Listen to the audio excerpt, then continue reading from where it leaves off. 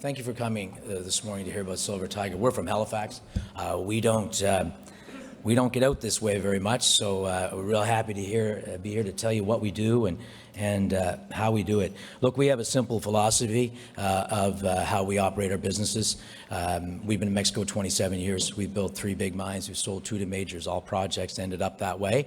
I'll catch your attention by saying to you that Silver Tiger we'll build a beautiful mine here, or we'll sell it to a major. I'm a securities lawyer. I build the public companies for our group. I sit on the National Advisory Committee for the TSX Venture Exchange. So you can write that down. I would not say it because I would know the ramifications of saying it. I'll tell you how we're going to do it and what we've done so far. Management team is the first thing. You know, we've been in Mexico for a long time, always invest number 1 in track record. Ours is 27 years of building mines and selling to majors.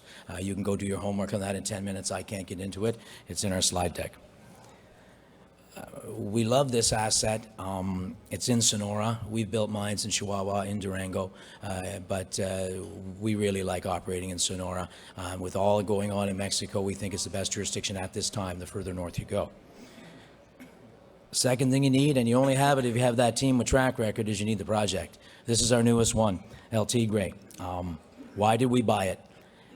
Look, it's 35,000 hectares. That's 35 kilometers long. You see the trend there.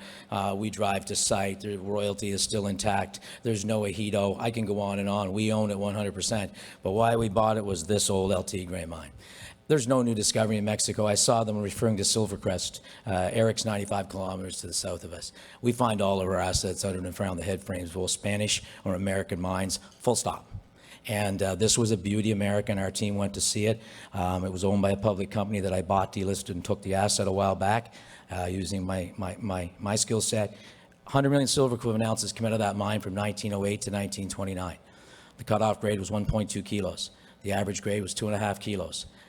The mill size was 100 tons per day for the first year and 220 tons per day for the second year.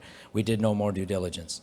The old timers went home in 1929, just like they left Eric's Swiss mine, Silvercrest, in 1929. They sat there, drill under it, drill around it, and it usually goes well. It's gone very well. The last thing you need is you need money. Without any money, none of this happens. We've raised $70 million in bought deal financings in the past 30 months. 90% of it was straight up common shares, no warrant. The vast majority of that was taken by Steve Land at Franklin Templeton, Maria Smirnova at Sprott Asset Management, Peter Miletus at Merck, Fourth Sail were in there, and Van Eck were in there. The key for us and how we finance all of our companies is that basically it's long only institutions that long hold. The team I have, and you should know about this, we don't not disclose it. My job for our group I refer to, we have 2 companies that are public now. I took both of them public. I was a founding shareholder of both. You may have heard of Go Gold Resources. I'm still on that management team. That's the true production asset and with Los Ricos, and you know, Tiger was the next one we rolled out after that to be the true junior and come in behind. So that same technical team that's been building all of those mines for all that time is exactly who works on that project. Without them, we'd be wasting our time down there. Let's talk about what we got at. Big system, as you can see. All we're going to talk about today, folks, there's the old mine right there. That's 35 kilometers. We've drilled it here and here, but under and around that old mine's been more than enough for us. And basically, we're going to show you what we've determined and found so far. First thing I want to show you what we do, and we always do, old mine, get the mining records. We got so lucky here. University of Wyoming, the Anaconda Collection, all those 25 years of mining records, stope maps, underground blast samples, all of it ended up in the University of Wyoming. We went there, took 6 months to digitize it.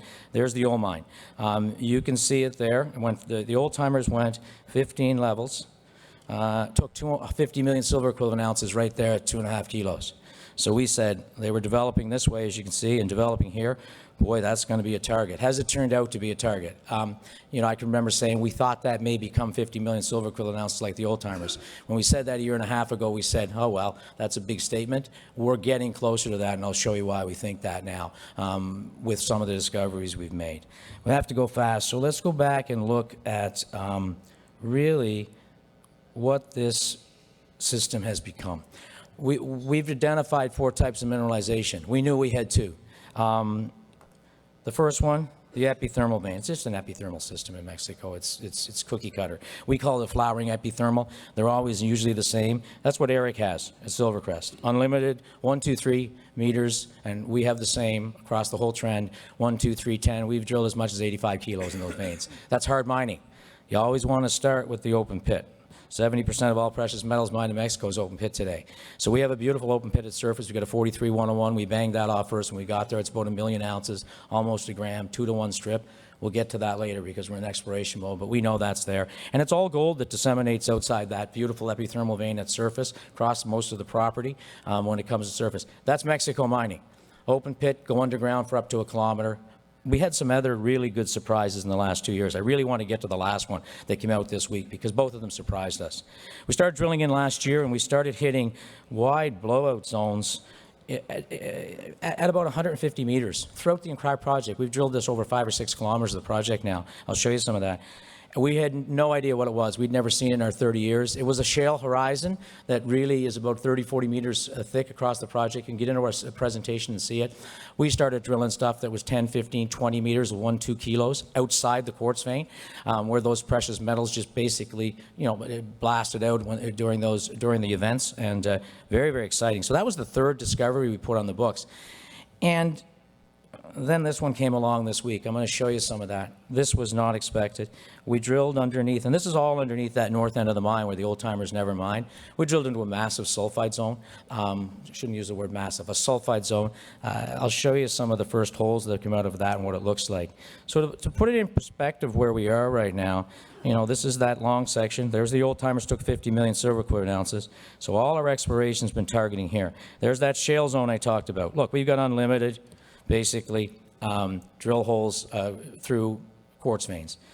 At the top of the system, the first 150 meters, we've got that beautiful stockwork. This was the third type of a new discovery we made last year, that black shale zone. We see it extending. It's going to be beautiful stuff to mine as you go after those. At first you get the pit, then you go after that those epithermal veins. You're going to come to that. And then this week, this turned up. We were doing some deep drilling from surface to test down deep underneath the old mine. And, it got very exciting. I'll show you what we got into here. That drilling was about here, and we hit this. This was incredible. We've delineated about 160 meters of this. It's a fourth type of mineralization. It's vein-like, but not vein, something we've not seen in an epithermal system before. We got already identified. We got 20 holes through it, 25. About 160 meters of strike. It's holding a width of about 35 to 40 meters, and some of the results coming out of these holes have completely baffled the team. This press release went out this week, folks. This is all brand new. I hope you can read that. This is incredible. This stuff is holding a high-grade 1, 2, 3, 6, 7 meter multi-kilo center. And then we're seeing cuts, as well, you can see there in those highlights, 45 meters, 35 meters. Incredible ore as you're following those quartz veins down. So that's become the new part of the story. In my last minute, we thought we would get onto some very good things down out of the mine. We knew we had the intact veins the old-timers didn't get. We knew we had the shale, stockwork at surface. This has just become a bonus. But even without this, we made the transition from, as you know, all of our exploration. And we've got, I should have mentioned that, we've got about 18 million of that 70 left. So we're going at everything pretty hard still, really well financed to keep executing our plan. But what I want to show you here is just so we can see here on the long section, most of the drilling we had done was from up here to get down deep. Those are deep holes.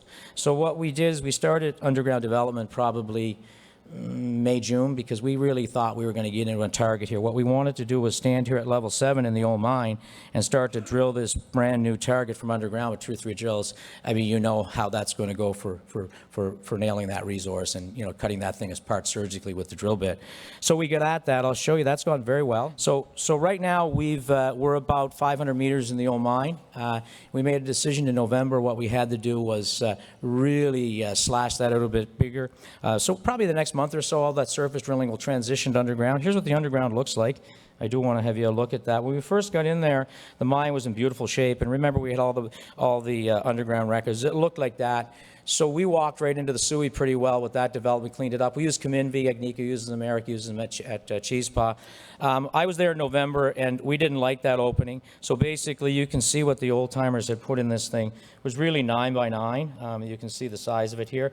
So we decided in November, and we're about 200 meters into that 500 now that we walk through, to make it 16-16, so we can get some jumbo equipment in there when the time's right. Underground development for mining exploration is underground development for a mine. Most people can figure that out. So we've really driven some real nice access there. And what you're going to be paying attention for now is us getting into that underground. You can see what it looks like. We're at about 250 meters, and really start getting the underground exploration going under that big target, which I'd be more than pleased to talk to anybody about. I think my time is up. I'm actually over, and thank you very much for hearing about Silver Tiger.